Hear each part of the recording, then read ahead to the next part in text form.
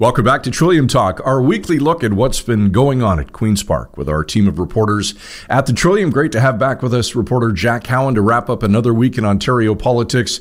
And as usual, Jack, a very busy one. Appreciate you taking the time this morning. Thanks for having me. All right, let's start with supervised consumption sites and the ongoing charter case that's before the courts. This week, the judge took a very unusual step. Jack, what did he do and why did he do it? Yeah, he called everyone back to the courtroom after arguments had already wrapped up the week before. And he basically said that he told them to get their facts straight. The argument, as he understood it from both sides, was that several supervised consumption sites would close because of the Ford government's legislation that was at issue, that was being challenged. And so he granted an injunction to keep them open. But come April 1st, the deadline set by the Ford government for them to close, 9 out of 10 closed anyway. And those 9 out of 10 had accepted the Ford government's funding to become abstinence-only heart hubs. So the thinking was that since they accepted that funding, they didn't want to put it at risk because the government made clear that if they continued operating as supervised injunction sites, no matter what the injunction said, they would lose that funding. So he called everyone back to get the facts straight and clear up why these sites actually closed. There was also the issue of the health minister contradicting the province's lawyer in a statement to the Trillium while he was talking. He was arguing that supervised consumption sites that had to close because they were close to schools or childcare centers could simply move out of the so-called bubble zone, that 200-meter radius. But I asked the health minister whether that was true, whether she would allow those sites to move somewhere else. And she said, no, absolutely not. She wouldn't allow those applications to go through. All right. Now, on a side note, the judge wanted it known for whatever reason that he is not a potted plant. What was that all about, Jack? Yeah, that was it's a classic judgeism. You get a lot of them, especially with the crankier old judges. He didn't seem furious, but he definitely was upset with both sides for not clarifying this beforehand. And you can kind of see why. Like, he issued an injunction allowing these sites to stay open, and then they shut down anyway. So he was probably thinking, why did I go through the trouble of doing this? He was giving this to them a little bit throughout the day. He said, I would have thought, given the magnitude of the matter, that there'd be some obligation to ensure the facts the court relies upon are somewhat accurate.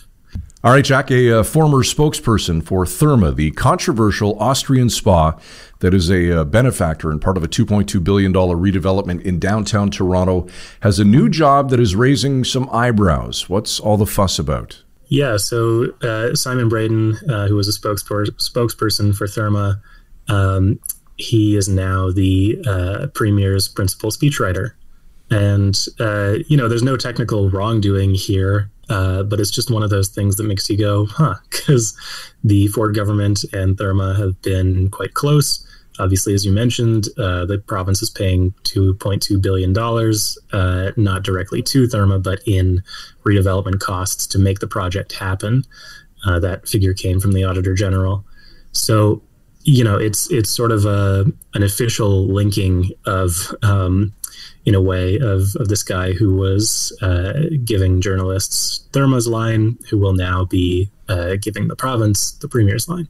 All right. Finally, Jack, a heartbreaking story that you've been digging into that has to do with people known as ALC patients in hospitals. What can you tell us? Yeah, so ALC stands for alternate level of care. Those are patients that are determined by hospitals to no longer need an acute care bed. But they often have really significant health issues. Still, it doesn't mean they're all better.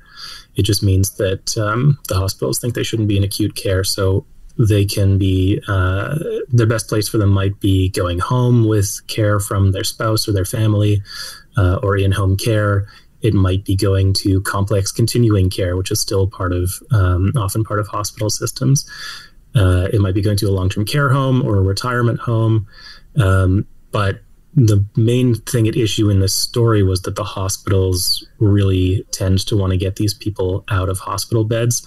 And often advocates say even to places that are not the best places for them. So, these patients often have, as I said, significant health issues, including breathing tubes, feeding tubes, and the Ford government's Bill 7 allows these hospitals to potentially fine these patients if they refuse to go to long-term care homes that they haven't picked out. So, Jack, you were able to access some documents from a court case. What did they say, and what is the government's position on this, and why does Health Minister Sylvia Jones refer to them as bed blockers? So the documents outline exactly what these patients are struggling with. As I said, they often have feeding tubes, breathing tubes, things that you really can't take care of at home unless you're an experienced medical professional.